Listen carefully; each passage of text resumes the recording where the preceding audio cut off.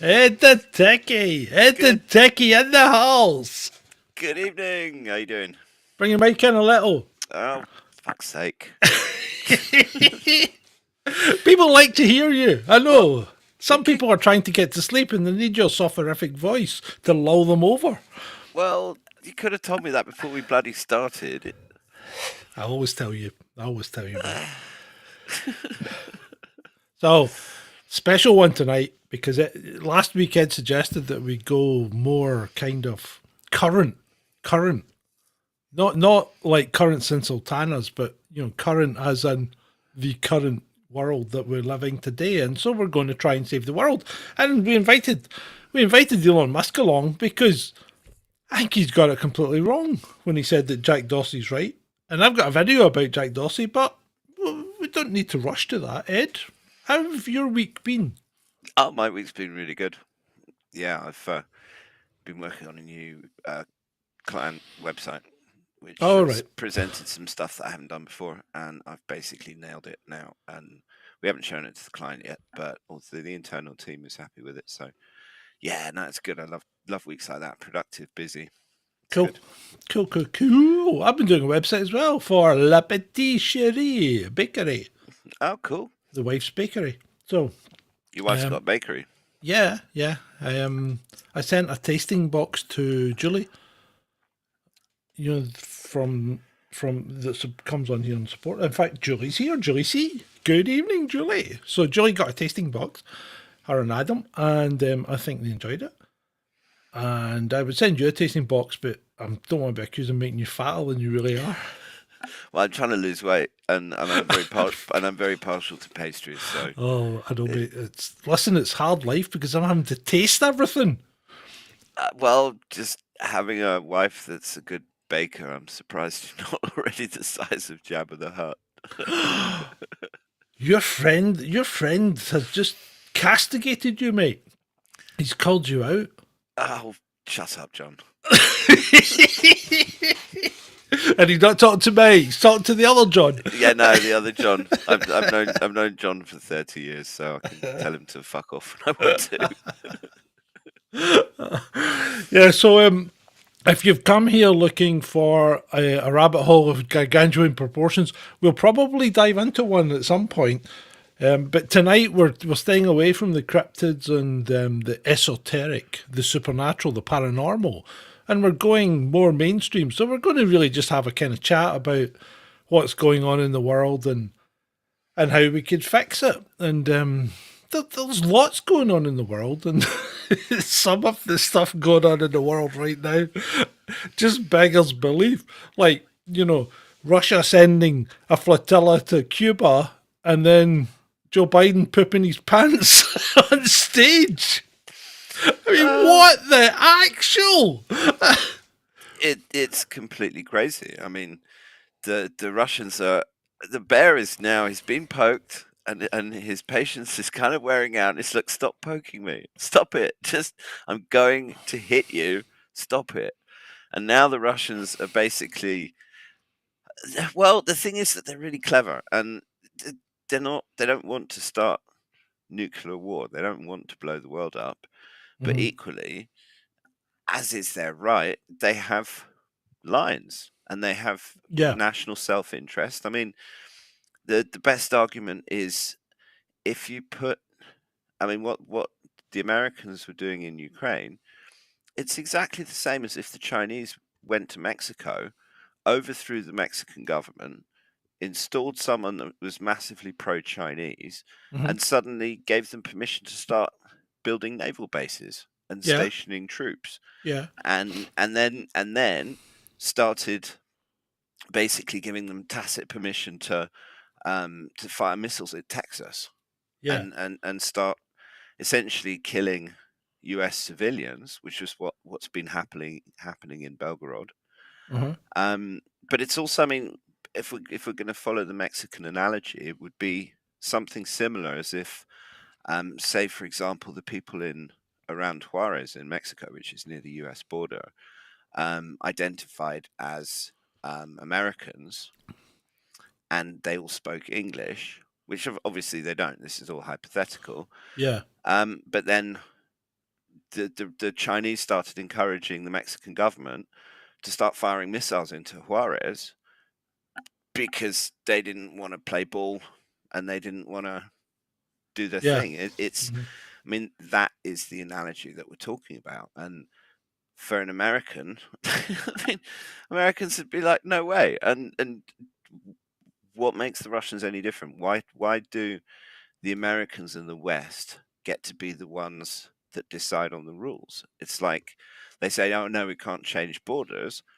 And yet they bombed the crap out of Belgrade for 72 days in order to create the state of Kosovo, where they then built the largest bloody airbase in the Eastern Yeah. Med. Yeah, So, the whole Serbian Yugoslavian thing was a complete and utter shit show, and we were very much involved in that.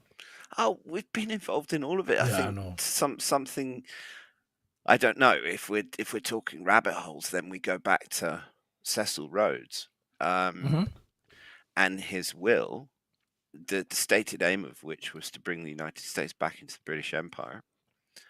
And if you look at the way the US is acting, you have to wonder who's actually in charge. Is Bibi Netanyahu actually running the US government? Well, yes, kinda, yeah, maybe, because they do have a lot of lobbying power. They really do. But apart from that, some would say that the US never ever left the British. In some respects, Yeah, I mean there's if you look at the banking, it's the same with the colonies. yeah, Okay, the colonial administrators left, but all of the corporations that were given a toehold in places like Africa, all of them, they all stayed, and all of that money was still being exported, and there was very little development happened in those countries, certainly after colonialism. But the colonials only did the bare minimum they had to make things work, just enough that they could exploit the country. yeah. And Shalini says we're frozen, but oh, sorry, no, it's not us. I think it might be you, Shalini. I think it might be you on your Brixton powered, hamster wheel powered internet. don't start insulting Shalini's internet, John. Come on, be nice. It's not the fact that it's bad. It's the fact she won't pay for decent internet. Vaughn moans about it all the time because he can't play any games when he's over there. And when he does, he just annoys us all because he's like, it mucks up everybody's game. Anyway, sorry about that. I shouldn't have really interrupted you. No, that's fine. We need to be interrupted. Right, let's play the first video then. I've only got a couple, so let's play this video. That is to do with China. China. What one is it? Oh, this is wrong one. Let's go with that one.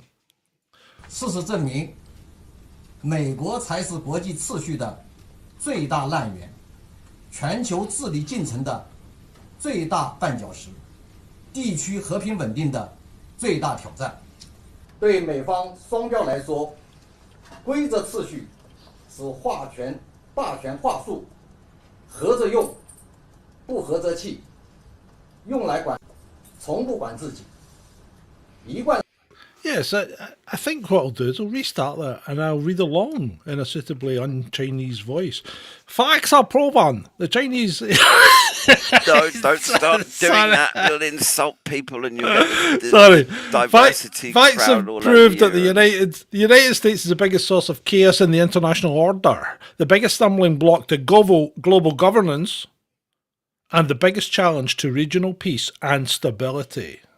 The US uses the rules and orders as hegemonic narratives.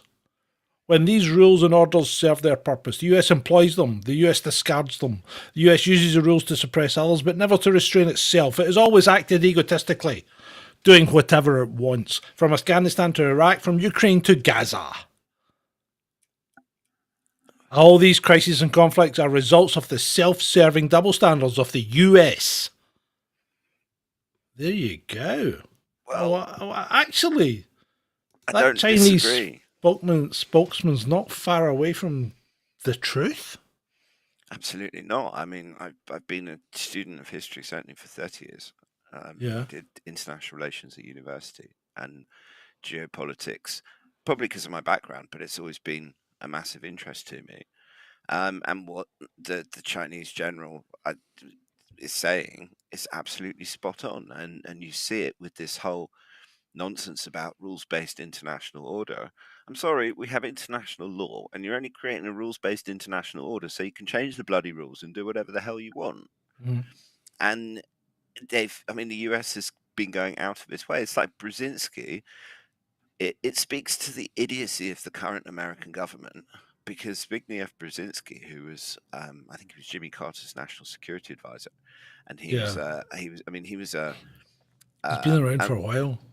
I Yeah. think he's dead now, but or if he's not, he's on his last legs. But he was massively influential in U.S. foreign policy circles, and I agree with pretty much nothing that he ever said.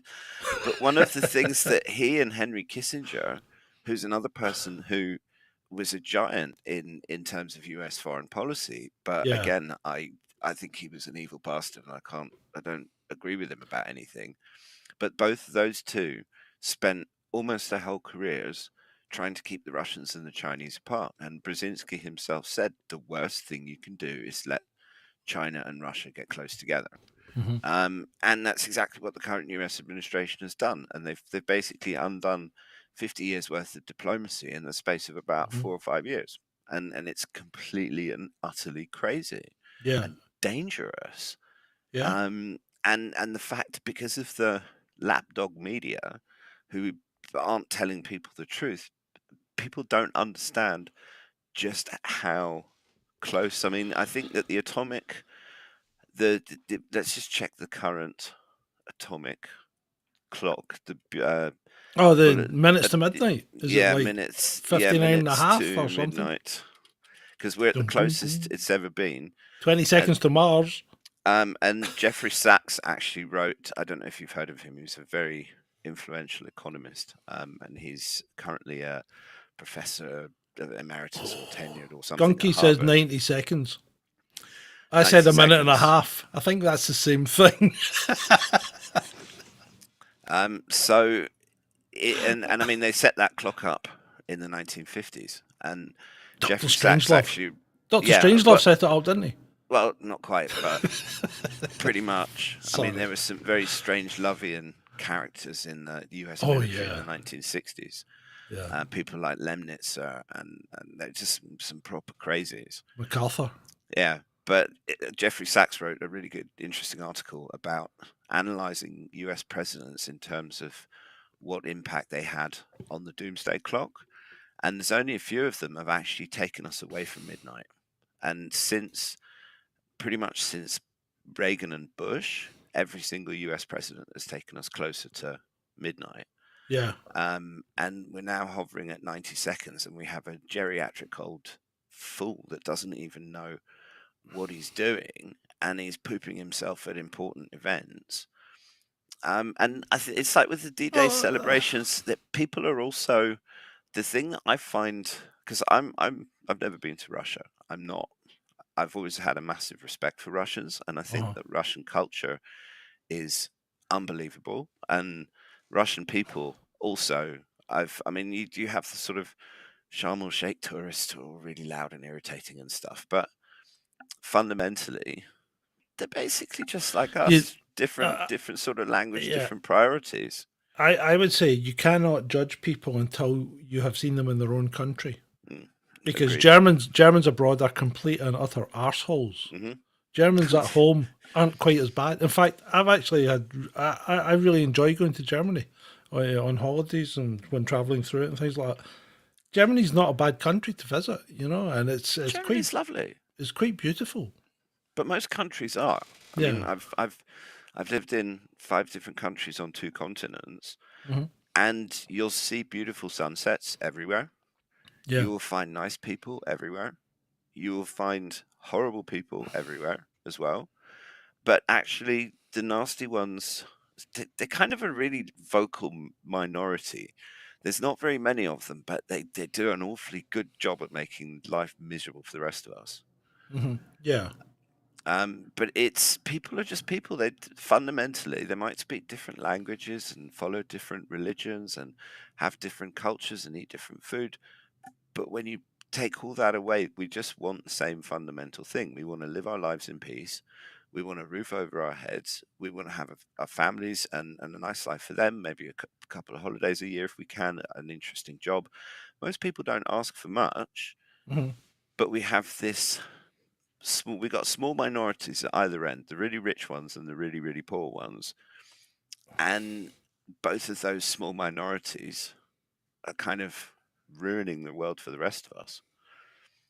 And it's a shame because there's more than enough food on the planet to feed everybody. Oh yeah, and there's There's plenty of space. precisely, and this whole notion that the world is overpopulated. It's nonsense.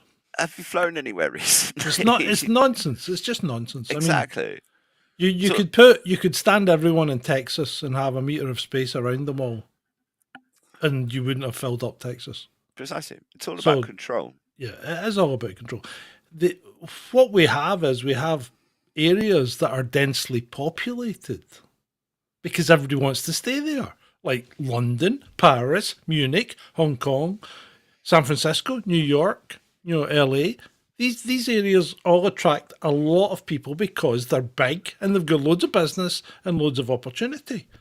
And that's why everyone wants to be there. But I mean, look at Scotland. You've got 8 people per kilometre, per square. Is it square mile, actually? It's something like 8 people per square mile in Scotland once you get above Glasgow. There's nobody in Scotland. Scotland's empty.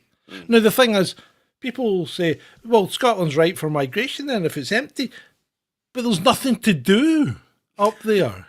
And when I say nothing to do, what are they going to work on?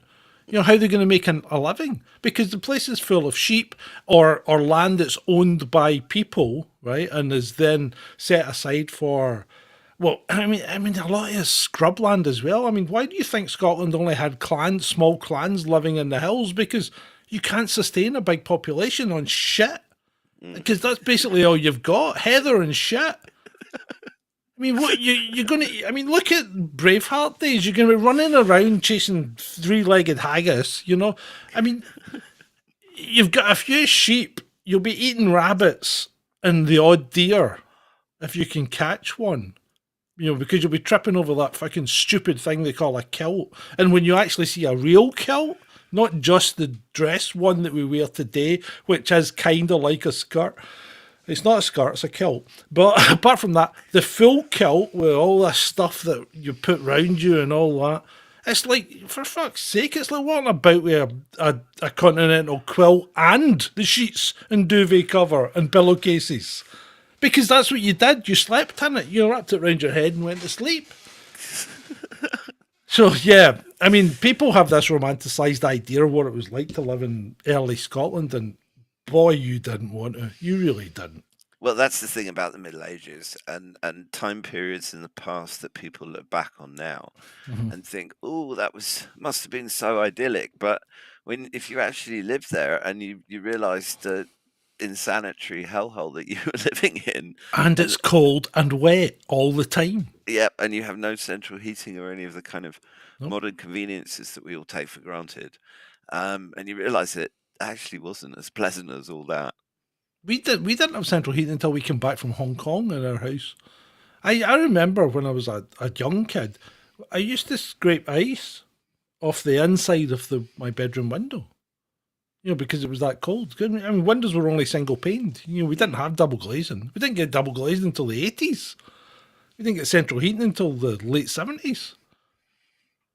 Yeah, it must have been the late 70s. I think my dad was out in the Navy by the time we got central heating. Mm-hmm. But I mean, you have to think about what we were talking about a minute ago, with lots of people living in cities and not really elsewhere.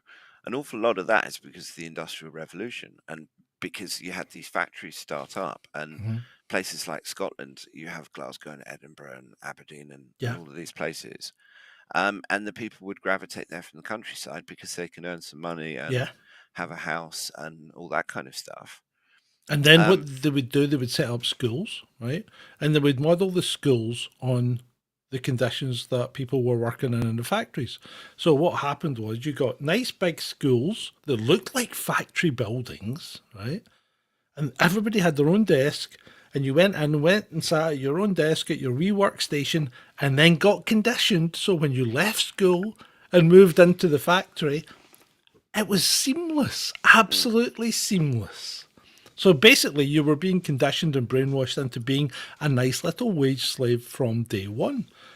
And nothing's changed. Nothing has changed. Well, apart from the fact that they now condition you to be a good little wage slave and to be totally fucking confused about your gender. Yeah, well, that, to be fair, that's a fairly new thing, and I'm not sure that's government driven. I think it might be corporate driven with this ESG crap that came out of Larry Fink, and I'm not quite sure what his aim was. I don't know if it was to initially drive down. Maybe it's to drive down the cost of companies so as they could invest cheaply.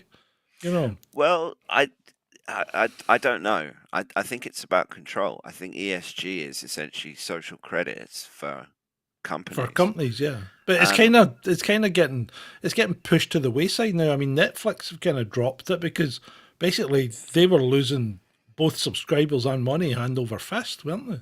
Well, this is the thing about all of this green social justice nonsense, is that it actually just turns out to be a massive con and a way for people to make money. Because it's if you look at it's like the hypocrisy of people who support all these climate change people refusing to talk about the fact that wind turbines kill large numbers of birds. Yeah, they do. And that the vibrations send whales off course because it screws up with their internal navigation systems. And they're noisy. If you live near one, they are noisy. And they're quite intrusive. And none of it is recyclable. No, I know. If you actually look at all this green tech, the electric cars, the batteries, the wind turbine blades, the solar panels, none of it's recyclable. And they don't last forever. Yeah, and remember they use about 800 gallons per gearbox of oil that has to be changed every year. And you look at because that's what goes on fire. It's the oil in the gearbox that goes on fire initially, and then the whole thing just burns down. Yeah, I mean, there's a great infographic that I've seen floating around on Twitter that just details all of the energy that goes into producing the batteries for an electric car, and they're not green at all. Oh no, of course they're not. They're not. It's just it's basically you're exporting the pollution somewhere else. Although China's coming out with a new technology, I think it's like a sodium ion battery or something, which is much, much cheaper to make and performs better than a lithium ion. So that could be interesting. And sodium's is prevalent. It's easy to get. It's cheap, and it's not so volatile when it comes to shorting out and things like that. So hopefully we wouldn't see too many Teslas on fire if they change the batteries. Sure, I mean, but even better with the wind. Just the last thing on the wind turbines maybe is remember Scottish Power. They were found out to be running diesel generators to turn the wind turbines during the winter when the wind wasn't blowing, to stop them freezing up and becoming useless. and there's plenty of. There was one brilliant one that I saw, which is a Tesla owner had installed a rack on the back of his car so he could put a petrol generator there, and he had the generator running and had it plugged into the electrical socket, and he was driving along.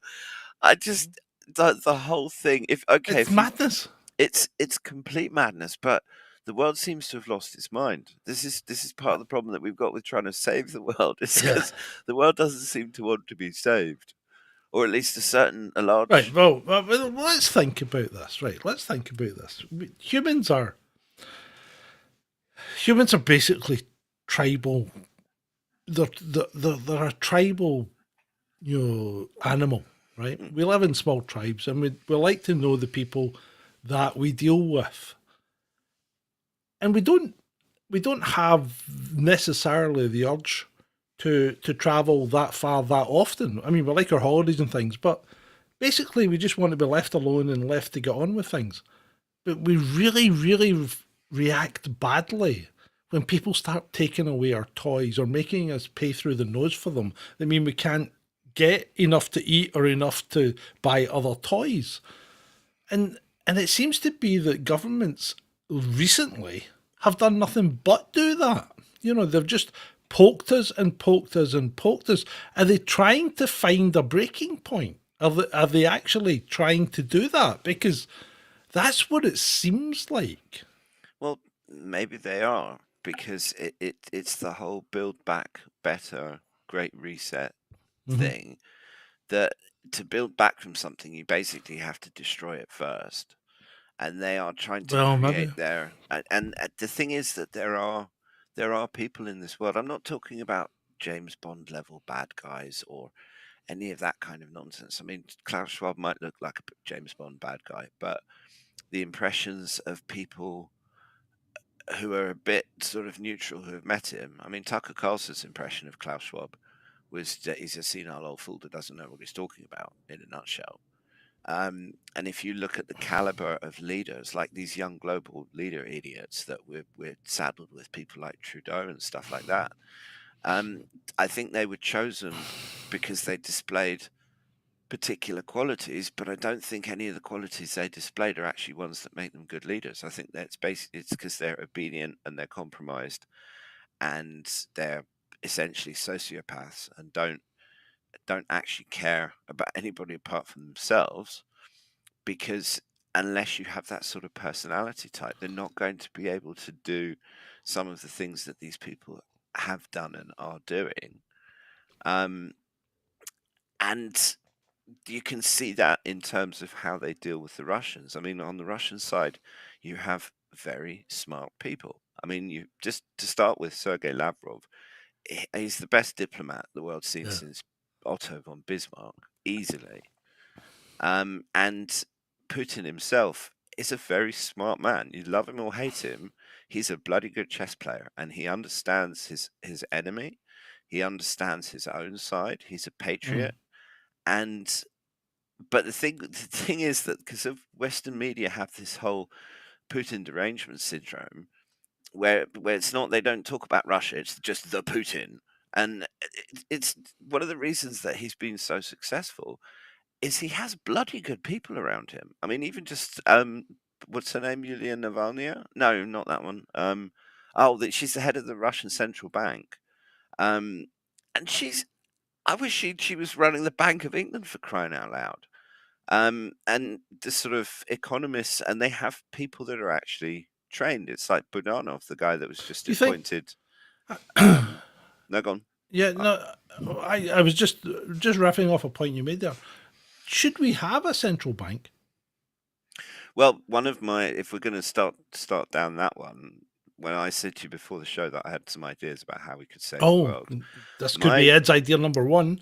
if you gave me complete power in the country and said, okay, you can do one thing, and you have complete authority to get it done, but you can only do one thing, what would it be? And it would be simple. It would be to take the creation of money away from private banks and totally redesign how money is created, so that it works in the interests of society and not bankers. And that's fundamentally, if you did that, an awful lot of other change would flow from it. Do you know how you would do that, or is that something that you would have to explore in more detail in another time? I'm not an economist. I mean, I have some idees. Well, I'm not a gynecologist, but I can tell you what a woman is. Sure. Well, the thing is that I would actually convene. You would convene a council of people who shared the same viewpoint as you. People like Catherine Austin Fitz, for example, who is very smart, knows shit in and out. And if you look at one of the things that I think has contributed to Russia's success, is because Putin got the banks under control, and he chucked out a load of bad bankers and he kept a few good ones. And now the Russian banking system is like the Russian military-industrial complex. it works in the interests of Russia and not private shareholders. Yeah. And the problem that we've got with the military industrial complex in Western Europe and the US is that it's all profit driven. Yeah. And it's not, That's- and doing things in national defense, like having factories that produce artillery shells that you don't, where you build the factory. What the Russians do is, so they say, okay, we need to build artillery shells, but we need to take into account that we might get some arsehole like Napoleon or Hitler try and invade us. So just to be on the safe side, we're going to build this thing 3 times bigger than it needs to be, Mhm. and we'll just mothball 2/3 of it, Mhm. and we're going to make sure that we're producing engineering graduates. I mean, if you look at China and Russia and India, the number of engineering graduates they're churning out every year Yeah. is comparable with the number of gender studies graduates that Western universities are turning out. Well, that's obviously an exaggeration, but It's probably not, mate.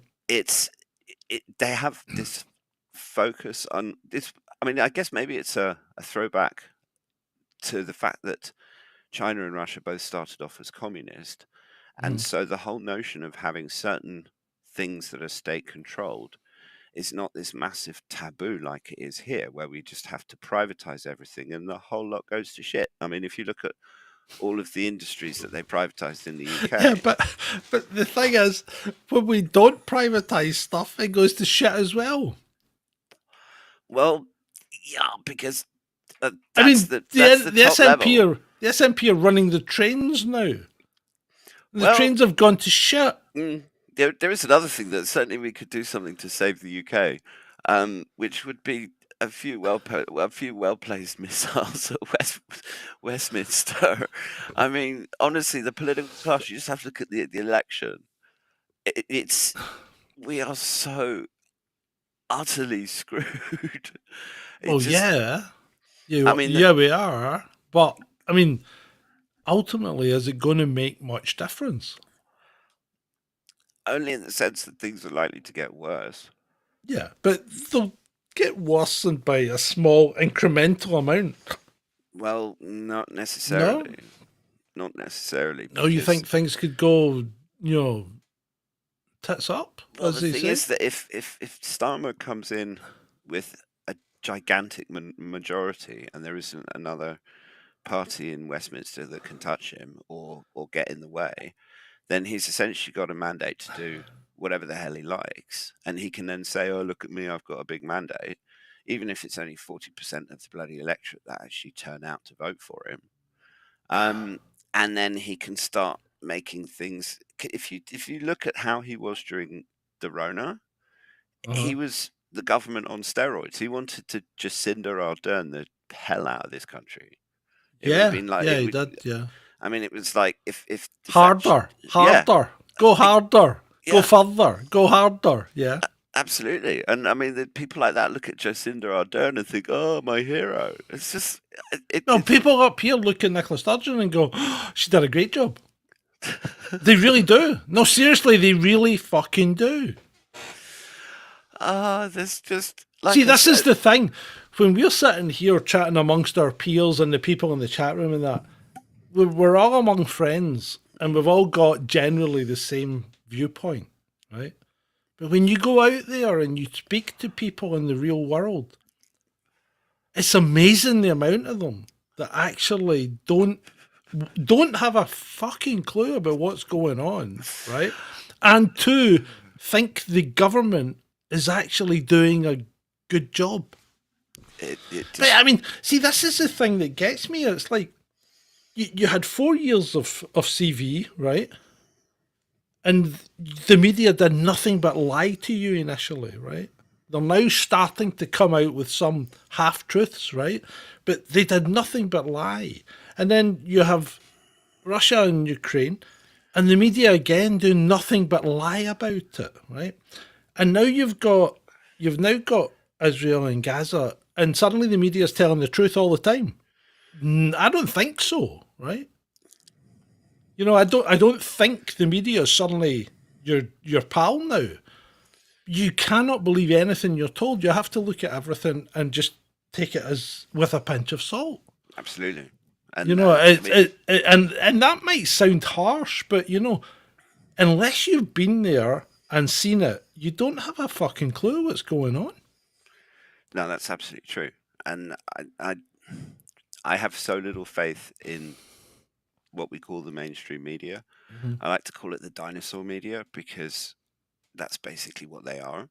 Yeah. The thing is that they are controlled. They have agendas. They have people that pay them. They have advertisers. But They have so they have does the independent media. That's the problem, because you see that amongst people that we know, right? I've spoke to, and you can see they have their own agenda as well. They will drive things a particular way, you know, and But isn't that you just? can. I mean, It's isn't that a the human condition. Yes, Yeah. exactly. It is a human condition.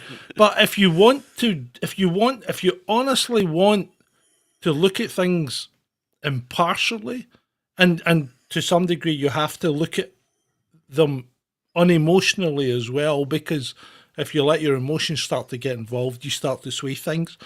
So if you look at things impartially and sit on the fence, kind of like Ben and I do on a lot of occasions, right? People fucking hate it because they just say you're not picking a side. And why do you have to pick a side when both sides can be wrong? Here's a little anecdote. And this is Go. something. It's something that has driven me absolutely mental my entire life about being half English and half Dutch. Is that for me? I couldn't pick a side. I don't want to. There's things about Holland that I love. There's things about Holland that I hate. Yeah. There's things about Holland that I love, and things about England that I hate. Yeah. And you know what the first bastard question that most people ask me is? Oh, so if England play Holland, who do you support? My response is I fucking hate football. Don't watch football, man. But That's our Circus Maximus, isn't it? That's our throw the Christians to the lions thing. That's where we go for our entertainment. We go to big stadiums, just like they did 2,000 years ago, and shout at people in the middle of the stadium that are battling against each other. Today we battle virtually, right? And I'm just as guilty as anyone because my stadium is Formula One, right? But everybody has their particular stadium, and that's what people do. And the thing is, when you get into a big stadium like that, you start to have that mob mentality, and that mob mentality is great. Because once you've given people a mob mentality, all you need to do is find the button that pushes that trigger, and there you go. I hate it. I can't. Yeah. I've never actually once been to a massive concert in my whole life. I've never been to a football match. I can't abide massive, enormous crowds of people because you start to feel like you're losing control of yourself. Well, because you're part of the mob. Precisely. And that whole mob thing, the thing that I find hilarious is that we have people that will lose their minds over football. Yeah. But the government comes along and starts taking their freedom away, and they all bend over and say, "Oh yeah, because the government's got your best interests at heart." Oh yeah.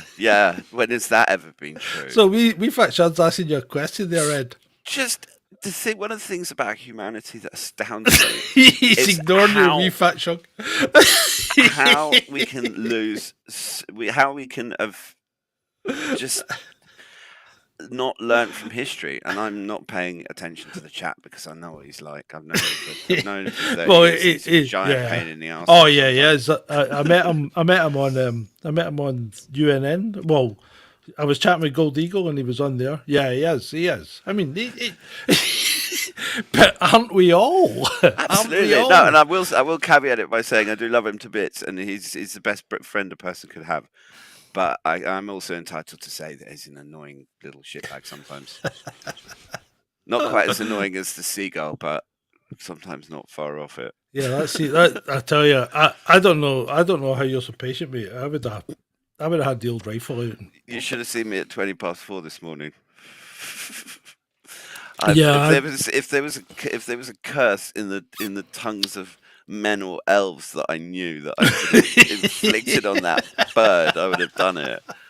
He was still tapping when the show started. I had to close the kitchen Oh door. my God. You know, it's the bloody. I tell you what, the one thing those gulls have given me is an appreciation for winter. Those short winter days where the little buggers. Oh yeah, because won't fly at night, will they? No, they're gone by 4 o'clock in the afternoon. Yeah. And they don't turn up until 7:30 or 8 o'clock. I bloody love it. I detest seagulls. They're flying vermin. To be honest, if they weren't tapping, if they would come at a civilized hour and tap for a little bit and not come 5-6 times a bloody day, I have developed a new appreciation for them. But the tapping on the window at 4:20 in the morning is enough. But the problem is you've trained them to do that. I didn't know. They have trained me. They've trained you to feed them, so you shouldn't have fed them. You should just have hit them with a water Glock from day one. I'm blaming the guy that did the kitchen because they started tapping before I had the kitchen done, and I didn't feed them up until that point. And then the guy that was doing the kitchen was giving them bits of his lunch. No. God, these people are stupid. And then that basically kind of ruined it. And I mean, I have this love-hate relationship with them. The little one, Stephanie, the female, she's not the one that comes tapping on my bedroom window. It's Smeagol that is a really irritating one, which is also why I call him Smeagol. And sometimes I think he just likes messing with me. He probably really does. And I have my water Glock, which is an actual water pistol. It's an electric water pistol that is shaped like a Glock. And it's pretty effective, but it's still having to get out of my bed at 4:20 in the morning to fire a water pistol at a goddamn seagull that's tapping on my my bedroom window. And I mean, my bedroom's not that big, so when I say he taps on the window is probably about 4 foot, 5 foot away from, maybe 6 foot away from where my head will be when it's on my pillow. Right. Okay. And it echoes through the whole room, and they sound. The first time it happened, I thought there was a person tapping on my window because it sounded exactly like a human knocking on the window. That's exactly what it's like. It's crazy. And I was just like, because I'm sorry, it's the police. Open up. Yeah. And I'm 3 floors up, so it's kind of there's not going to be a person tapping on the window, and I go out and it's a bloody seagull. That was a bastard, wasn't it? When you flushed your stash. Not quite. No, there would have to be a little bit more. Yeah. I would put those spikes out so they can't land. It's cruel. No, it's not cruel because they wouldn't do it. They would see the spikes and go, I can't land there. It's like flying a starship or something. And go, oh, I can't land in that. I'm just going to dump it in the ocean. Boom. Because the booster missed the fucking ocean, didn't it? It missed the landing pad. Yeah, but the thing is, if I put spikes out and one of those little idiots tried to land and got spiked, and then I had dead Smeagol on the bloody window ledge. Well, that's a cracking warning for everybody else, isn't it? It's like I don't need that. Don't go there. There's a dead seagull over there, boys. That's one of ours. Don't go there. He's a bad man. I couldn't. That's that. No. Right. Let's get off this subject and let's listen to Jack and see what Jack's got to say. Okay. Ignore him. He'll be out here in a second. Just ignore him. He's not there. This is going to sound a little bit crazy, but I think the free speech debate is a complete distraction right now. I think the real debate should be about free will. And we feel it right now because we are being programmed. We're being programmed based on what we say we're interested in. And we are told through these discovery mechanisms what is interesting. And as we engage and interact with this content, the algorithm continues to build more and more of this bias. But the algorithm, even if it's open source, is effectively a black box. You cannot predict 100% of the time how it's going to work, what it's going to show you. And it can be moved and changed at any time. And because people become so dependent upon it, it's actually changing and impacting the agency we have, the free agency we have. And I think the only answer to this is not to work harder at open sourcing algorithms or making them more explainable about what they're doing and why they're doing it, but to give people choice. Give people choice of what algorithm they want to use from a party that they trust. Give people choice to build their own algorithm that they can plug in on top of these networks and see what they want, and they can shift them out as well. And give people choice to have really a marketplace around an algorithm that you can choose. Right. So Right. Okay. Hang on a minute. So this is the guy that created Twitter, yeah. and he had the opportunity to do all of this, Yeah. and he did. instead he turned it into a censorious nightmare that was basically doing the government's bidding and Yeah.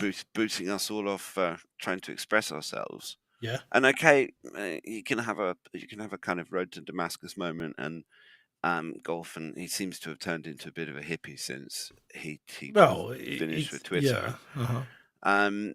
And in principle, I agree with him, I but don't. well, I think I'll give you my reasons in a minute. if we boil it down to the whole, it's not a case of freedom of speech, but freedom of will. Surely it's the same thing. Yeah, What's your opinion? right. So there's a couple of things wrong with what I think he's saying, and I think he's looking at it from the wrong point of view. And I think he thinks that a small amount of technologically adept people are driving where the human race is going, and I don't think it is, right? Because I think what's happening is the human race is driving where the technologically adept people are making their choices, right? So it's the majority of the people and what they choose and how they choose to consume and how they choose to look at things and what they want. They're already doing this. They're already picking the path they want to go down. And I think he's got it backwards. And Elon Musk agrees with him. And I think Elon Musk has got it backwards too. And that's why I invited Elon onto the programme.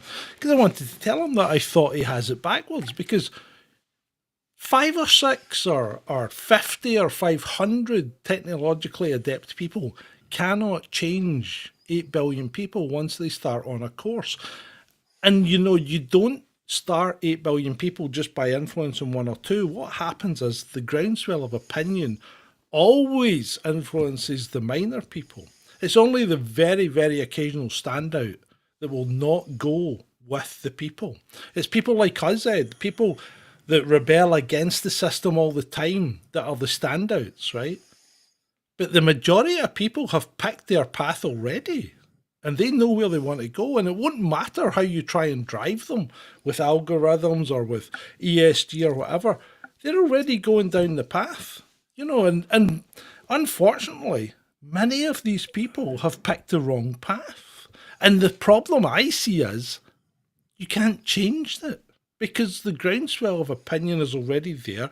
They've already got their path set, and, they're not for moving. I see this as a big, big problem, and it doesn't matter how many algorithms you dig into, you're never going to change the path that they're going in.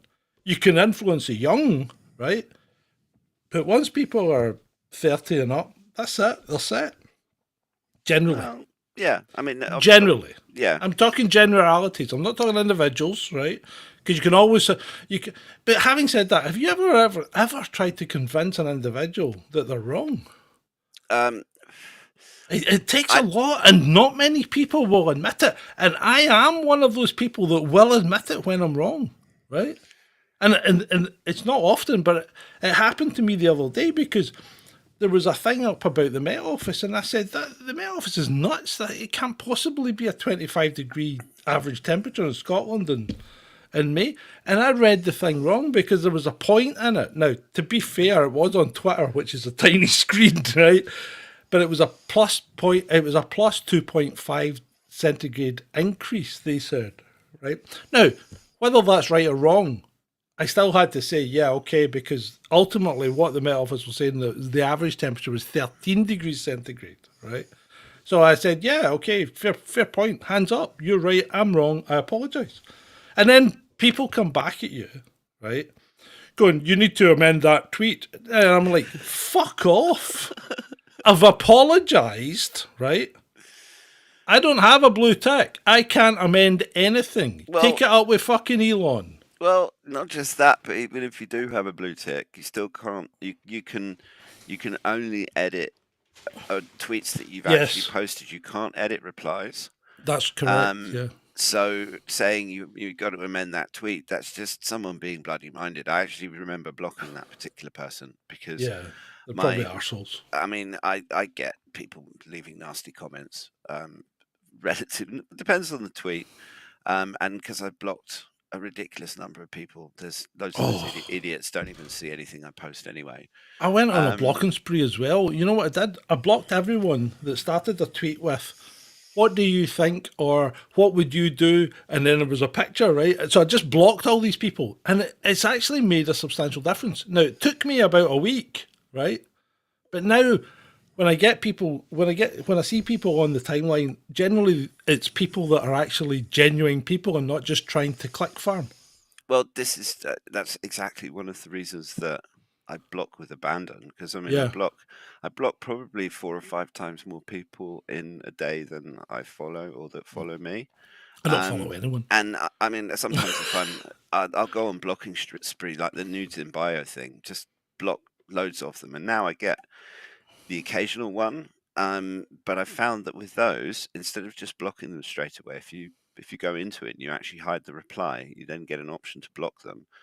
And that actually seems to be more effective than just blocking them, because you're basically influencing the algorithm in your own way. And this is the thing, going back to what you were saying about algorithms. I mean, fundamentally, I agree you can't change the path that 8 billion people are on. But to say that 8 billion people are all on the same path I never said that. is, well, it was, you implied it. No, I didn't. No, I did not. Okay, well then I read that. What I said is most people have chosen their path, right? Mm-hmm. That doesn't- okay. Yeah, no, right. I see what you mean. Yeah. Okay. Right. But that obviously it depends, because some people have chosen more positive paths than other people.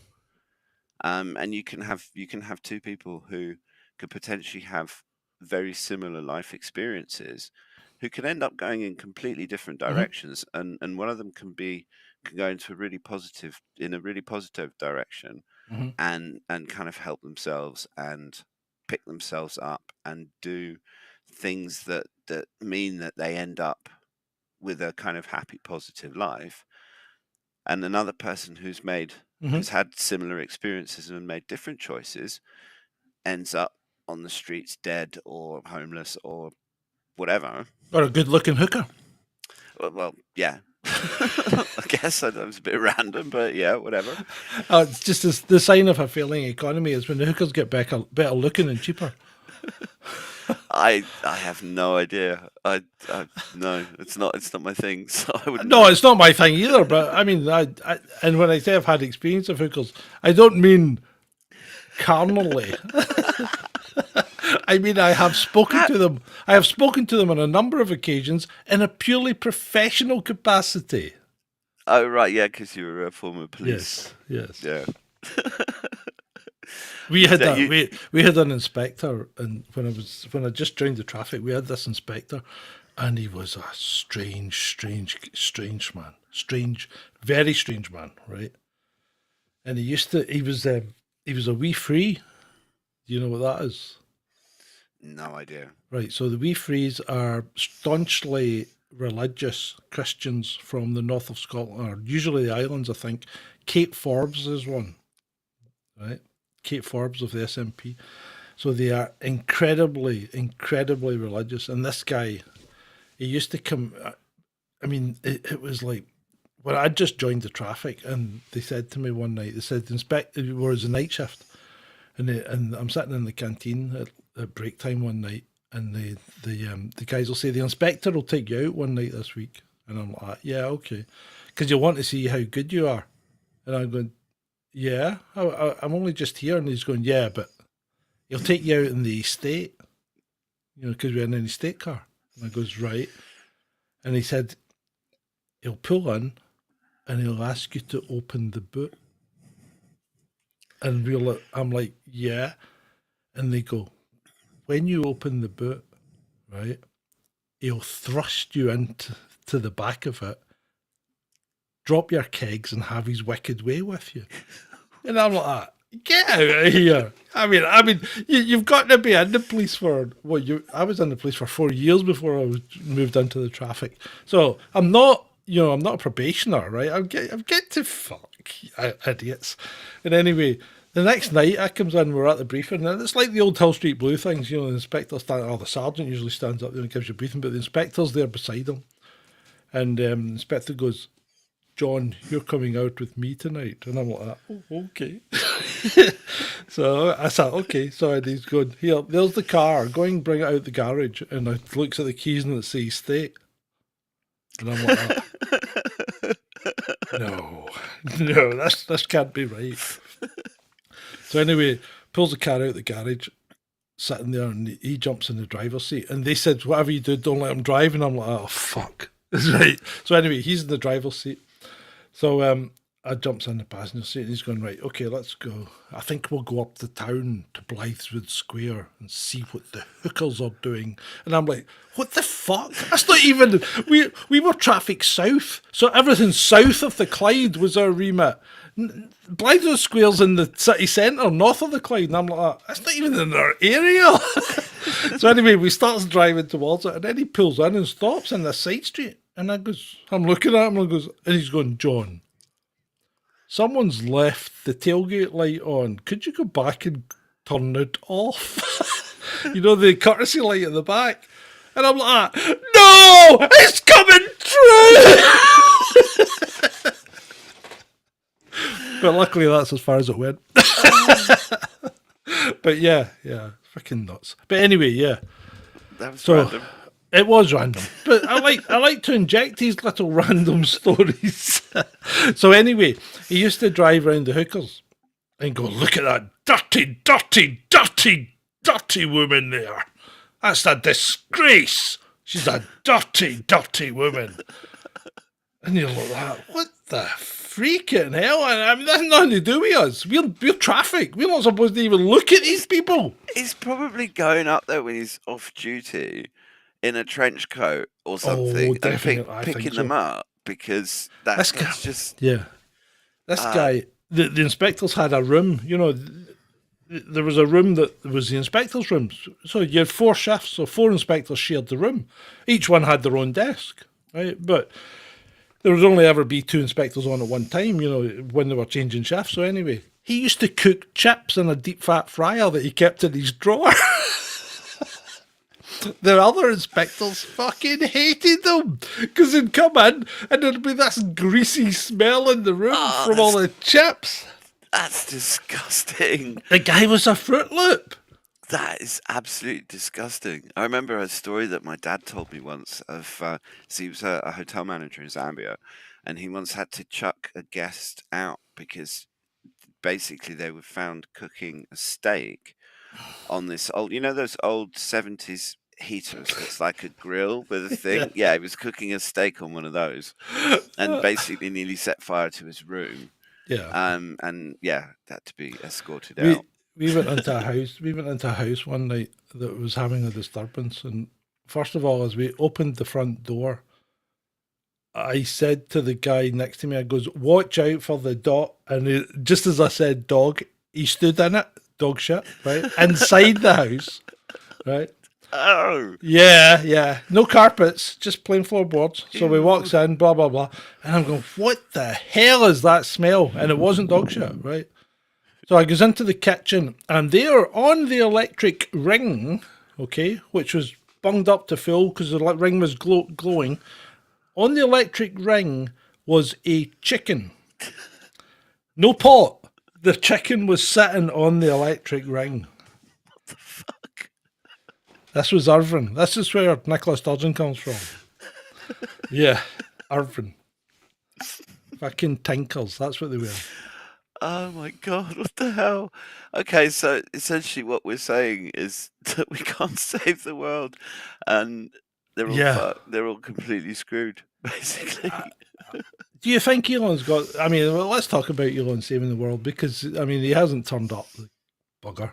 But anyway... But do Do you think taking a small part of humanity to another planet is going to save the human race? My personal view is that we have to sort our problems out at home first, because until there's a I am a big fan of sci-fi, and there's a couple of 90s sci-fi shows. One Babylon 5, and the other I still Star haven't Trek. seen that. It's But it's worth Battlestar watching. Galactica is the best. The remastered Babylon 5 that they've recently put out in 1080p. It's really good, and okay, it's all a bit dated, but the fundamental story is absolutely brilliant. And one of the things, it's a quip that I can't remember which character is towards the beginning of the series, and it's a kind of sidelong dig at Star Trek, because in the Star Trek world, everything's perfect and it's all kind of global communism, and they're all kind of, we don't have money and we all kind of work to Yeah, better ourselves and all of that kind of thing. I never figured that out, because if you don't have anything, you know, you get everything you want, or do you get everything you need? How do you get things you want But it all but comes don't out need? of a replicator. Yeah, but how do you get something you want? Well, not everything. Only food come out of replicators. But so what do you? How do you get? Say I want a new radio. How do I go and get? Well, I mean, a radio. I mean, what the fuck? Where did that come from? Hello, 1980. They want John back. Well, Right. Say I want a new phone. How do I get a new phone? Because nobody's got money, and everybody gets what they need. well, But I this want a is- new phone. This is something about Star Trek that I've never found an answer to. Is that in the series Deep Space Nine, which was actually a competitor to Babylon 5, and basically it's another show about a space station, but the commander of the space station, Cisco. Cisco, his dad runs a restaurant in New Orleans, and the question that I've never figured out is, how the hell do they pay for the restaurant?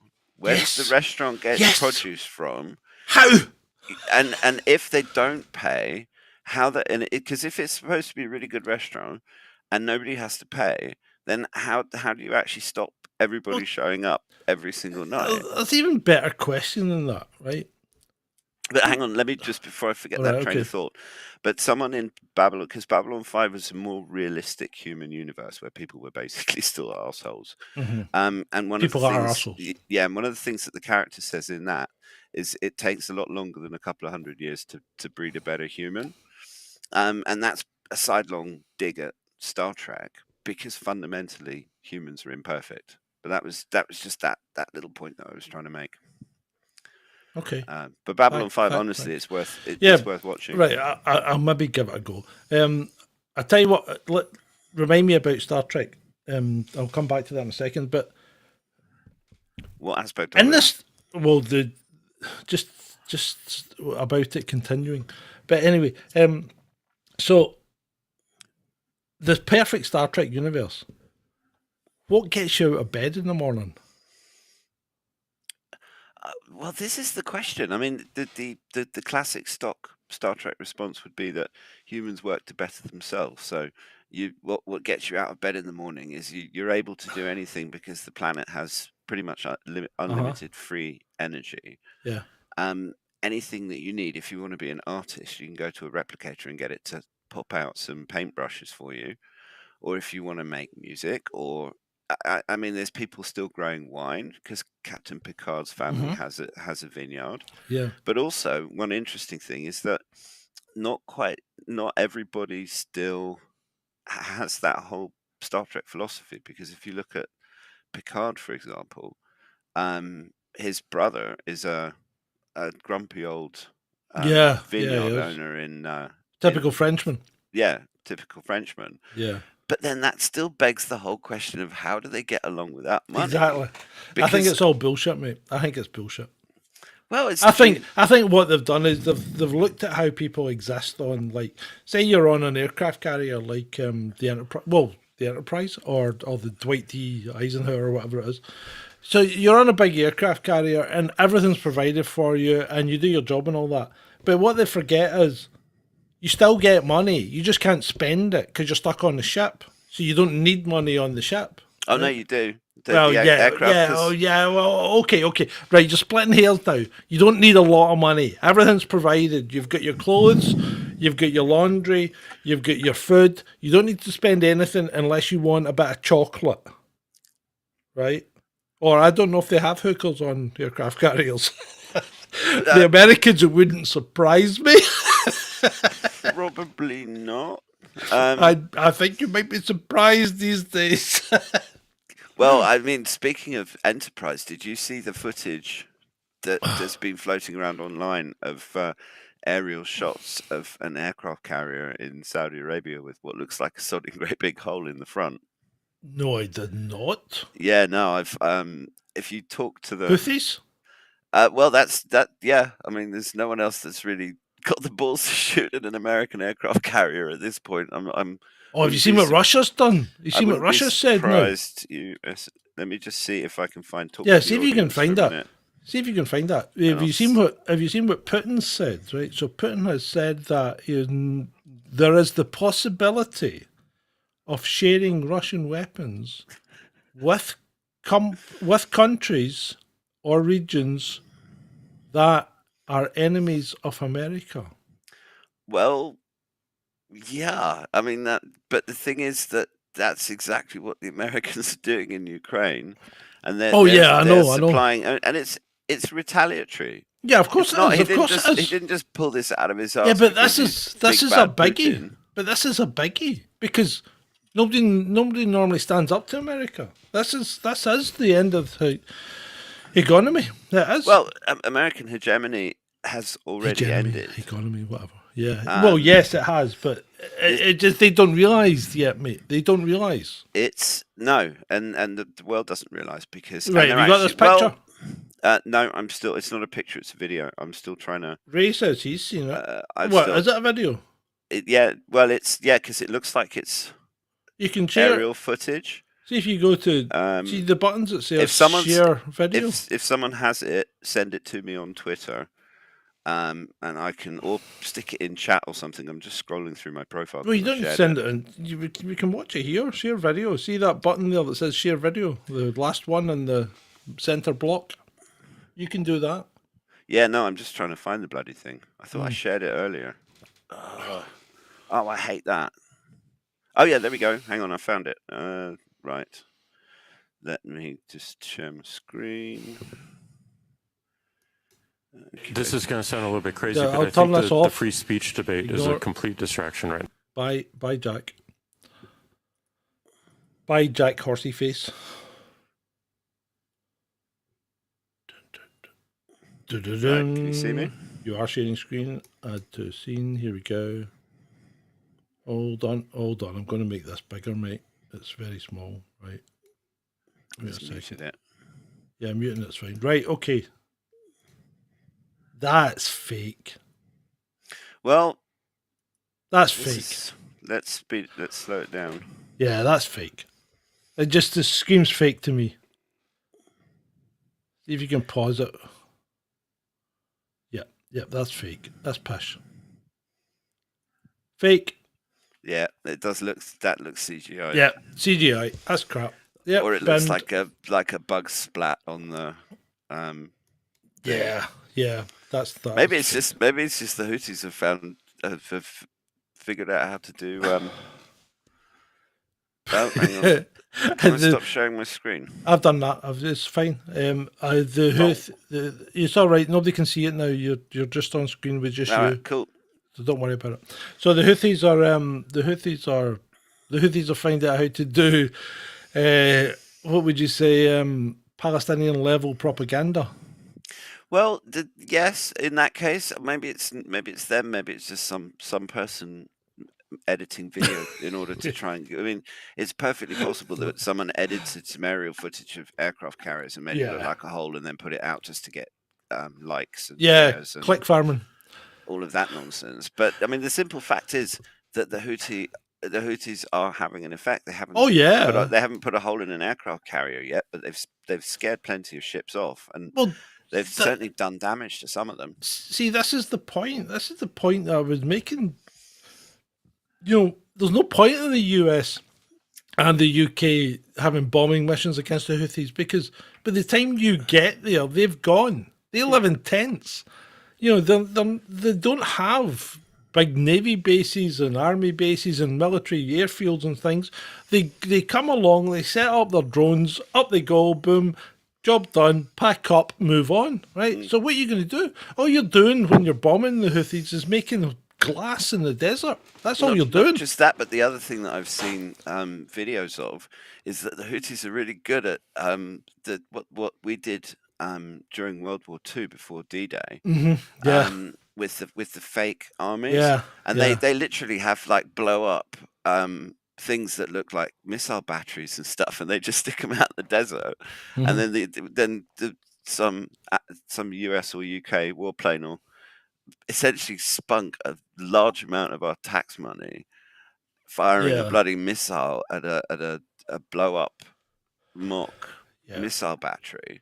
So Gunky Fadgets here says, I have a theory the war is to save the economy. Well, yeah, that's what they normally do with wars, right? Wars are normally thrown in to save economies. They're never really put in for anything else. It's always for some kind of capitalistic or economic gain. It's like Michael Rivera says, all wars are banker wars. Well, of course they are, fundamentally. And if you look at this whole brouhaha against China, it's the American economy. The thing that I find utterly, I don't know, it's morbidly hilarious, is how much of a militarized economy the US has got with their military industrial complex and how rubbish it is. Yeah, fuck Well, I mean, yes, because this time they're fighting a peer group army. That's the problem. They've never fought a peer. Anytime they've fought anyone, well, they've been close to fighting a peer in Korea because they nearly got China involved, right? So when they did the Korean War, they weren't far away from fighting a peer. And how did the Korean War turn out? Nobody won, right? How did Vietnam turn out? They were fighting fucking rice paddy farmers. And how did the Vietnam War turn out? They lost convincingly. Having said that, no shame. The French fucked up in Vietnam as well. They lost convincingly. They didn't fight a peer group in Afghanistan. They were fighting, ragheads and sheep herders. And how'd they get on in Afghanistan? They lost. The Russians did exactly the same because they underestimate asymmetric warfare, right? And this is the problem. So they've been fighting non-peer groups and thinking, yeah, our stuff kicks the shit out of them. I mean, look at the amount of bombs they dropped in Vietnam. I mean, I'm surprised the country's still above sea level. Well, Vietnam's actually a good example of what we're talking about, because on the one hand, you had GIs using their M16 rifles that were absolute rubbish. Yeah. And the Viet Cong using their AK-47s that you could drag it through mud and the thing will still fire. Yeah, you could use it to fucking knock your fence posts in and then you could go and kill a few deer with it, yeah. Absolutely. And this is... Keep it simple, keep it effective. Precisely. And this is something that the Russians have had to learn because you can't... The West is really good at forgetting history. It's like everything in Gaza started on October the 7th, which is nonsense. Everything in Ukraine happened on Russia's unprovoked invasion, which was not unprovoked at all. Yeah. And that's a whole load of history that people aren't told. This current conflict in Ukraine started in 2014. Oh no, it started in the current conflict 90s. Really started in 2014 when America made the decision. Well, they overthrew an elected democratic government, like yes, they did. Do. Yeah. And I mean, the thing with Russia goes back to the 90s because NATO, they were promised that NATO wouldn't move eastwards. And actually, they did nothing but. Here's a question I'd like to ask you and the room about NATO. What is NATO's function? Its original function was a counter to the Warsaw Pact. It's a defensive organization. I thought because I mean I very clearly remember the end of the Cold War and the fall of the Soviet Union, I was just about to go to university, and I actually visited Eastern Europe We went on a school trip to Dresden and Prague about 6 months before the wall came down. Yep. And NATO has no reason to exist apart Right. from. Okay. But so NATO is a defensive organization. Okay. Well, no, it's a tool of American foreign policy. No, but NATO on paper is supposed to be a defensive organization. Yeah. Well, it was defending against the Warsaw Pact, but Yes, there's no right. Warsaw Yeah. Pact. No. I know. But NATO's raison d'etre is defense. Yeah. When was the last time that Europe was attacked from out with Europe? I don't know, Mongol invasion? Alexander the Great? Yeah, I don't know. A long freaking time ago. Yeah. That's the whole point. NATO is one of those. It's one of those bureaucracies that has to find a reason to exist. And the thing is that NATO is not a good organization. I mean, we did the show about the Pope, and we talked about Operation Gladio. And who knows if some of the nightmares that we're having in Europe at the moment aren't an offshoot of the whole Gladio thing, and that structure and those because people don't give up power like that. And NATO, Oh yeah, they don't. I mean, it's the warmongers. I mean, it's crazy. Yeah, but I mean, you put yourself, say you're a high-ranking military officer in the UK, and you see your service has been eroded on a daily basis by budget cuts and lack of manpower and no recruitment and improper training. You're getting to the point you can't even feed your soldiers that you've got or whatever. So what do? You try and make things better for them. And sometimes if you try and make things better for them, it might be that you're steering people towards a war. Because then you're going to get a shitload more money and equipment and the backing of the government and the backing of the people, you know? Well, the problem with soldiers is that if all you've got is a hammer, then every problem gets hit, basically. That's like a surgeon. Sure, but this is why the Romans were effective, because the Romans put their soldiers to work building roads and actually doing things. But see, the Romans were really super effective, because when they conquered the place, they didn't conquer it.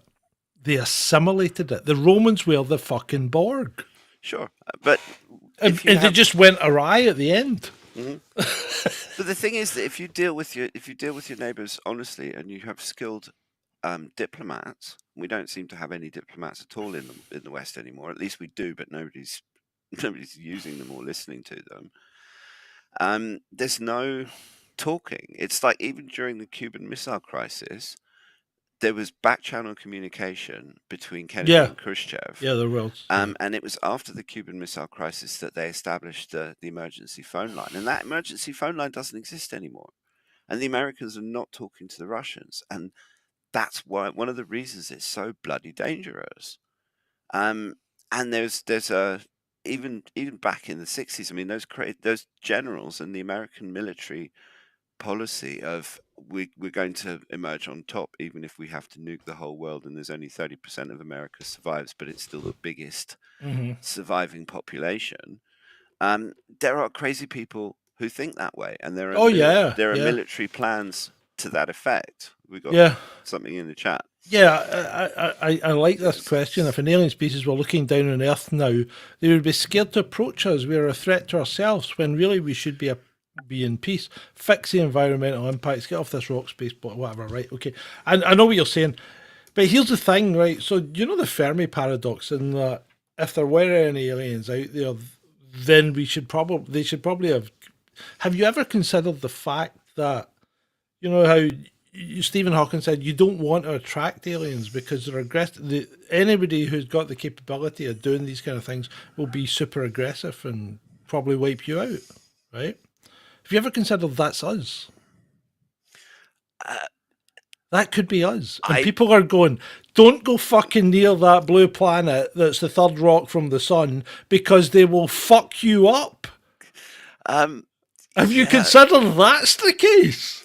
yeah. I mean, if they're sufficiently advanced to be able to get from their planet to ours, Yeah, but look at us. We're insidious little bastards. We just Yep. fucking keep going and we don't know when to say quit. yeah, but that's one of the reasons we've got no bloody reason leaving our planetary system. Yeah, but And- that's maybe why nobody comes here, or they come and keep tabs on us, going, "Oh, it's okay. They don't have warp drive yet. We're all right." You know. Well, you know how there's various episodes in Star Trek where after the Enterprise has been Yes. through some just before they finish off, the captain will say, "Right, leave a buoy there to warn Yeah, everybody to a stay buoy." away." So they probably, if you look at the solar system, they probably just have a ring of these buoys around the outside of the solar system that is Yeah. just like, stay away from these people. They are completely mental. You don't. You probably find that the guy that was piloting Onomanua or whatever it was called, right? What lost the lottery, right? He drew the short straw and said, "Right, okay, you take a run through and see if they come for you." And he's going, "Okay, I'm going to go as fast as I can." Oh shit! Because remember that thing accelerated after it passed the sun. Yeah, How'd that work? I don't know. I mean, Because but it then wasn't on a parabolic trajectory, so it didn't get a gravity slingshot. So how the hell did it accelerate when the sun should have been pulling it back? well, That's a good question. it's a very good question, and it's one of those questions that we like to speculate about. Yeah. And there's certain, it's like we were talking about last week about physics. That's why things like that are so interesting, because it shouldn't be. Yeah, it shouldn't be. When you think of the sun, I mean, if you look at what the sun's gravity does to Mercury, Mm-hmm. Yeah. and then you think of how much closer whatever that was that we saw was to the sun than Mercury, how the hell did that even happen? Unless it Yeah, I know. was some sort of ejector or something from the sun, perhaps, that maybe didn't come into view until it was a certain distance away from the sun or something. I don't know. I I mean, don't know. Maybe it had a set of solar sails that it deployed. sure. You know, I don't know. I mean, that's the problem. We don't look at these things with enough resolution to determine what they really are. No, And but I mean, we don't have a quick enough response to go and intercept them. That's the problem. sure. And it's difficult enough to see anything that's near the sun or get anywhere Yeah, close. yeah. I mean, if you think, but even if we're going to speculate that that's some sort of alien craft, then the shielding that thing must have Yeah. to protect itself from what the sun is spewing out. I mean, is that even possible in physics? Well, Could you create an energy shield that would do that? I don't know. I mean, technically, I don't know. Could you imbue some kind of electromagnetic field that would repel cosmic rays? Sure. Well, Possibly, maybe. I mean, the only way that I could see that being remotely possible is if you have some kind of device that gives you an unlimited amount of energy. Because Yeah, I mean, you couldn't create a ship that had a physical shield like lead or some other no, metal. I'm thinking something. some kind of electromagnetic thing or something like that, you know. Mm.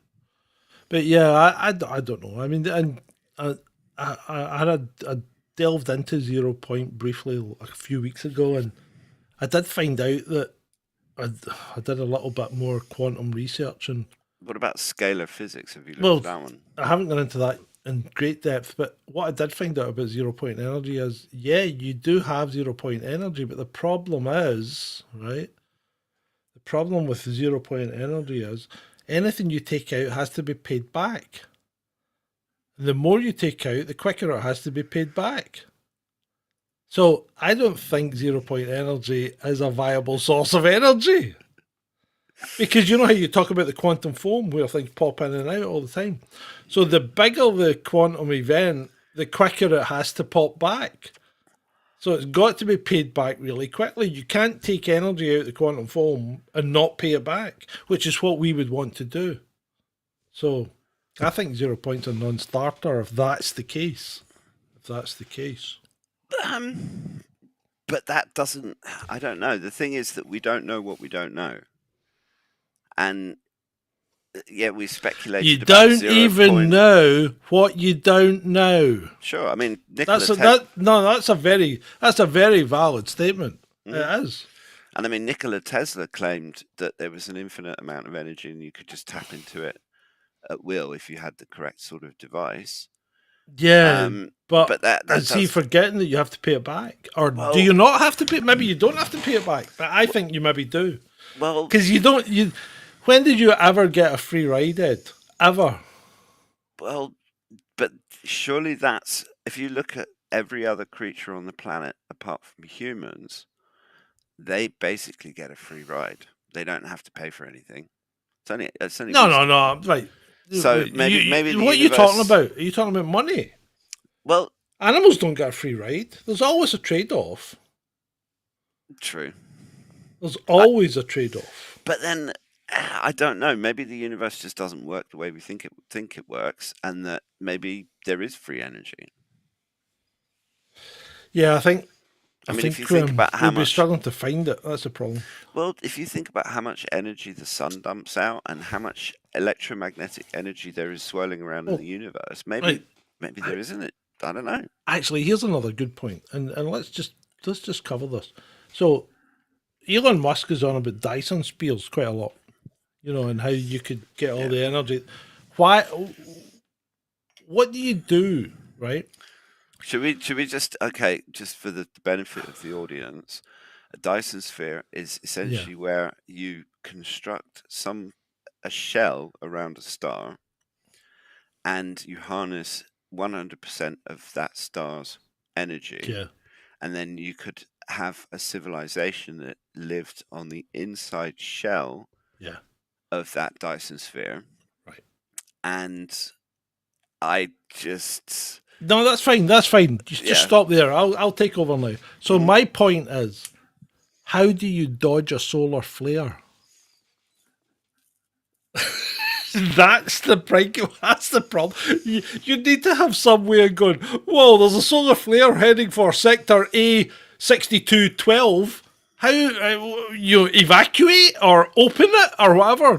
Can you open the shell to let the solar flare through? I don't know, because you can't dodge a solar flare at all if you're in a Dyson sphere.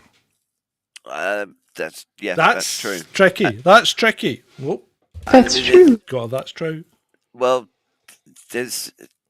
how the hell do you build something like that in the first place? Oh, right, mean- okay, but that's neither here nor there. But if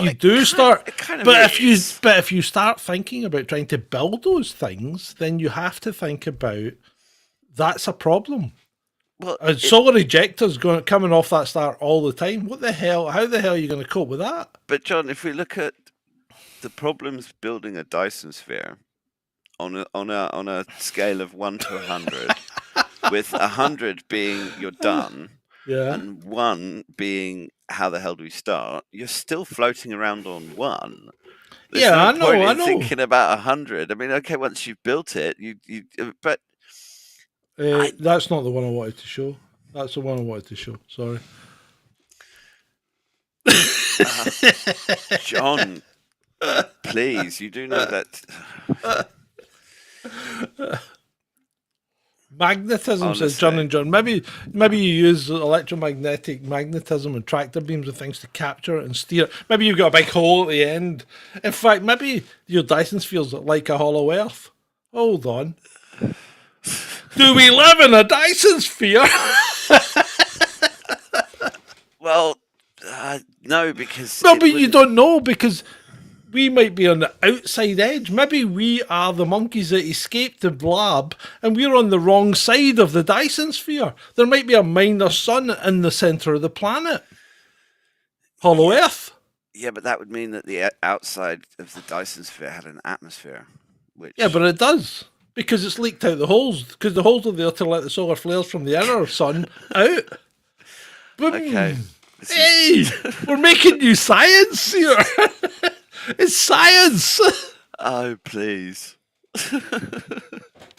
Oh, come on, you got to admit that's a good idea. That's a good theory. Well, yeah, okay. oh, Well, he likes it. You do like it. You like it a little bit. You do, don't you? well, it's funny. I'll give you that. Yeah.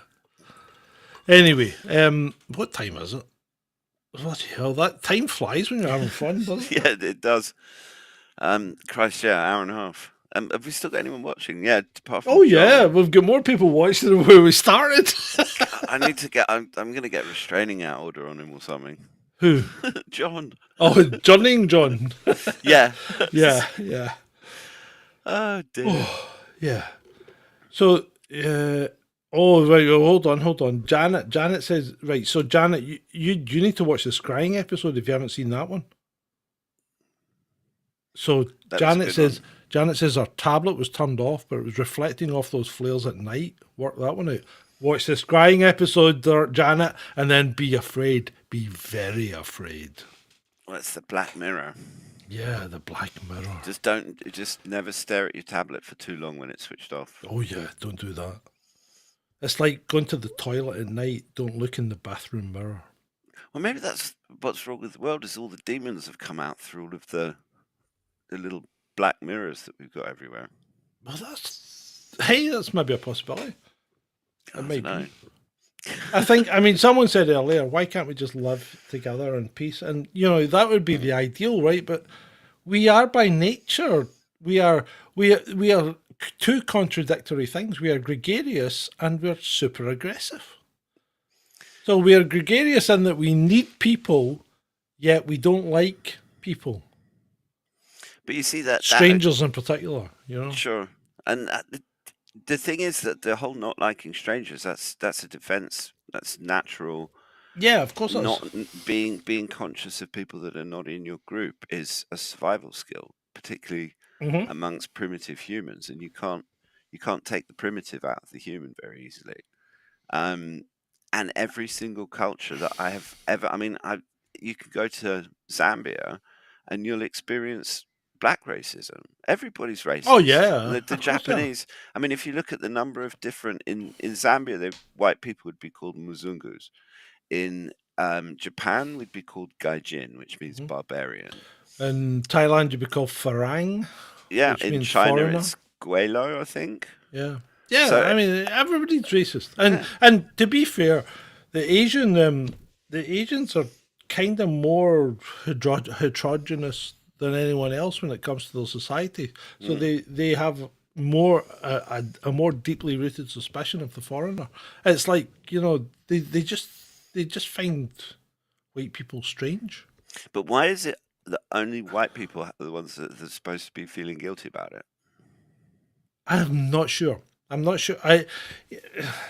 Because we're steering into difficult territory. I know. Well, that's just I'm just popping that one out there, but that's kind of how it seems sometimes. Yeah, well, no, I think you're right. It does seem like that, and I think probably because, and this isn't going to go. I don't even know. I can't get down this route.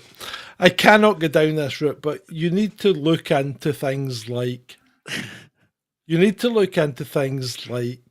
No, I can't even. Don't. I can't even say it. No, I just can't say it. You don't want to have to be calling Ben up tomorrow morning and go, yeah, Ben, about YouTube. Yeah, that channel's gone, mate. Let's start again.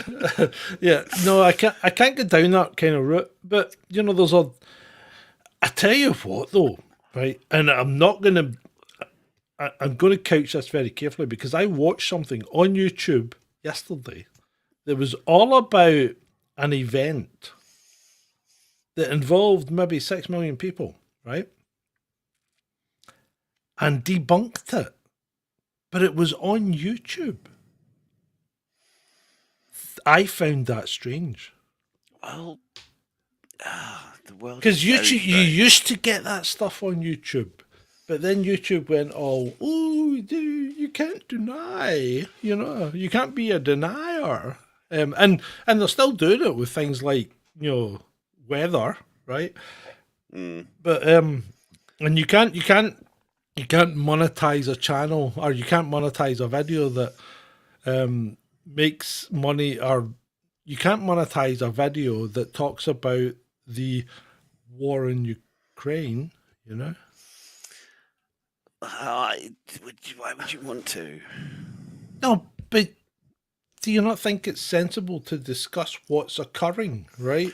Well, Between yeah, this but side and this side. And I'm not even talking about the fighting, I'm talking about the politics of it. oh, You if know, it's the politics, no. I mean, I thought you were talking about the actual war in no, terms no, of showing no, like no, no, like not shit even. blowing up. No, forget that. I mean, we've had I had a community strike on a video about it. Oh, A I hate this community world strike sometimes. It's just on a video as to why somebody was winning. That's it's all I said. Why someone's winning. I showed no content that was, bad content or anything like that, but we got a community strike on it. I sometimes think that this whole cancel culture exists in order to make some people who have no control over their lives feel like they have a bit of power.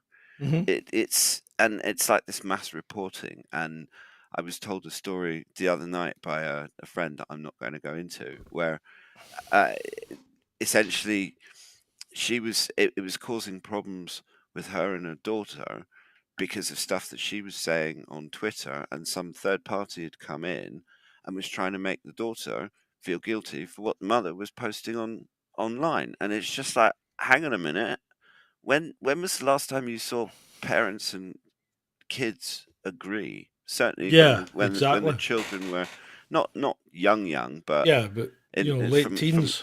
yeah, or Yeah. or sort of early 20s kind of Yeah. thing. Yeah. But it's I just, this whole notion that we can't disagree. I mean, it's the same with the Farage milkshake thing, whether that was staged or not. That Yeah. picture of that silly bird chucking the milkshake over him. I'm Uh-huh. sorry, but if we can't disagree in a civilized way and have a healthy debate, and through that debate come to some compromise and to some sort of agreement where we can actually live in a society where you can walk around without risking getting some bloody McDonald's banana milkshake thrown over you, or Well, I mean, worse. yeah. So Because some of the yeah. comments that I saw, I mean, to be honest, some of the stuff that I saw on Twitter about that whole incident were absolutely horrific. I mean, there's people saying, "Oh, why don't just do battery acid instead," and stuff like that. And it's Yeah. just, Okay. Right. All right. Let's not go down that route. no, Okay. no, I'm not But going down that route. But all I'm saying is that it's absolutely despicable how some people behave, and how yeah, it seems that kindness and niceness. Yeah, okay, it's all right to be be kind people. They're kind to you if you to your totally agree. face. Well, yeah, and if you totally agree with them Yeah. 100%, and that the minute that you disagree with them, you're suddenly the next Austrian guy wanting to do horrible things to the See, world. see that this is the thing. This is the thing that would it not be incredibly boring if everybody agreed with everyone all the time? It would be horrible. I mean, we don't agree on many things, right? Ben and I certainly don't agree on many things, right? But if you can't discuss them in a sensible manner, what's the point in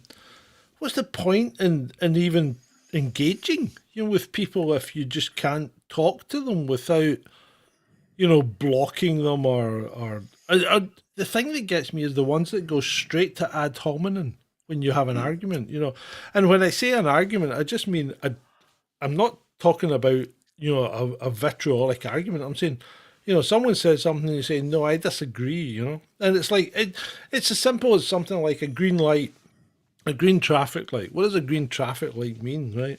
And it doesn't mean you can go. What a green traffic light means is you can proceed if it's safe to do so. And that's a completely different meaning from go. Yeah. Because if you can proceed if it's safe to do so and the way ahead is clear, right? So if someone's crossing a pedestrian crossing and the light changes to green, you can't run them over. No. Now, but some people will say, oh, the light was green, so the car's not at fault because it didn't stop for someone crossing the road. Well, no. Yeah, Yeah. that's not right. But when you say things like, it's amazing the amount of people that have no conception of what is and what isn't the law, but then again, they will not entertain that they were even a tiny bit wrong. Absolutely. It's like cyclists are the worst. Oh, don't get me started. Fucking hell, I was watching. I mean, I don't know why, but Twitter has decided to show me a lot of bike wankers, right? Well, that's because the algorithm says, "Oh, he likes that. We'll give No, him I more of that." don't like them Well, though. no, but the whole point is to these Yeah, I know. algorithms provoke outrage. Yeah, so anyway, so this guy, this professor in Scotland, says a great run down the mound tonight, and he hammers down the mound, which is basically from Edinburgh Castle all the way down to Bomb. And you see him hammering down it. And he just gaily goes through a red light on video, you know? I mean, what you meant to do with that? I mean, he thinks he's 100% in the right because he's a biker. He's well, he's not a biker, he's a cyclist, and he's saving the planet. But red lights don't apply to him. They're just it's the one that really gets me is we have this very contentious seafront bike cycle lane that they put in during COVID, and it doesn't. I mean, there's no justification for it being there because there was a perfectly good cycle lane off the road.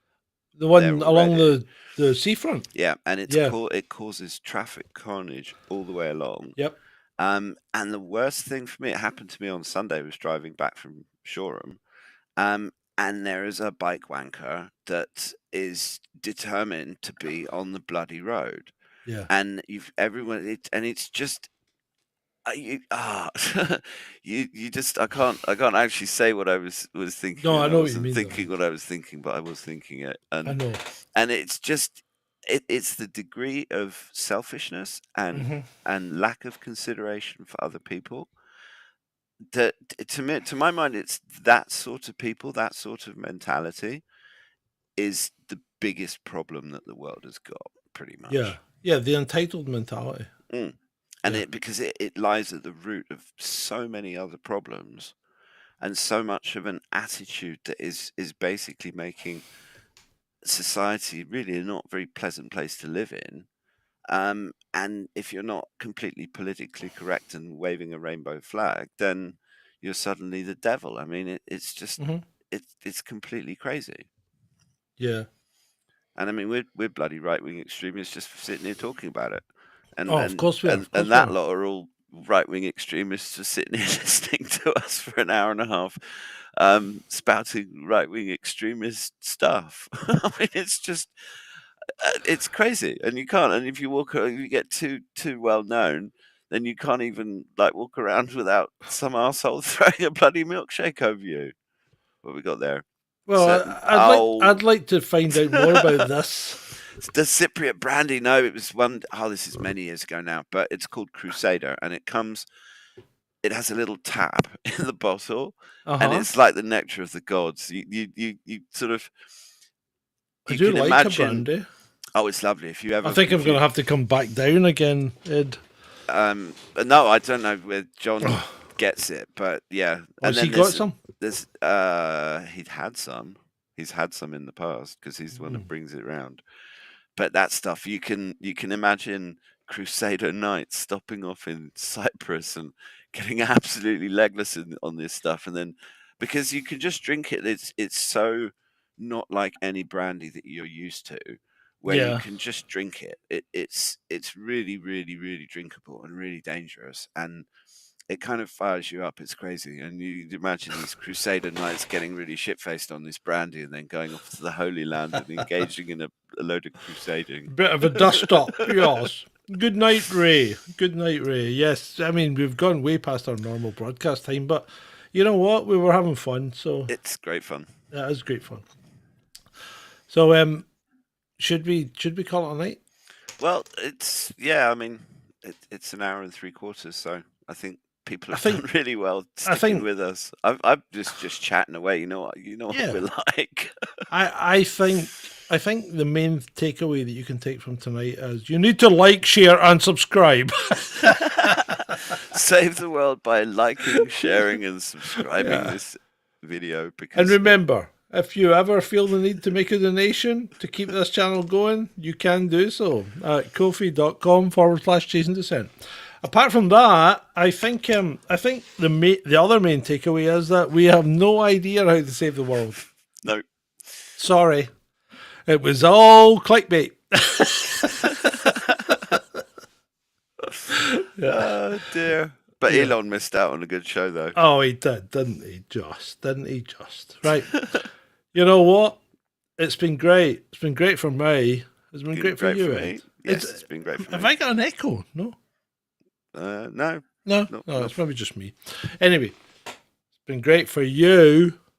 Good night. Good night.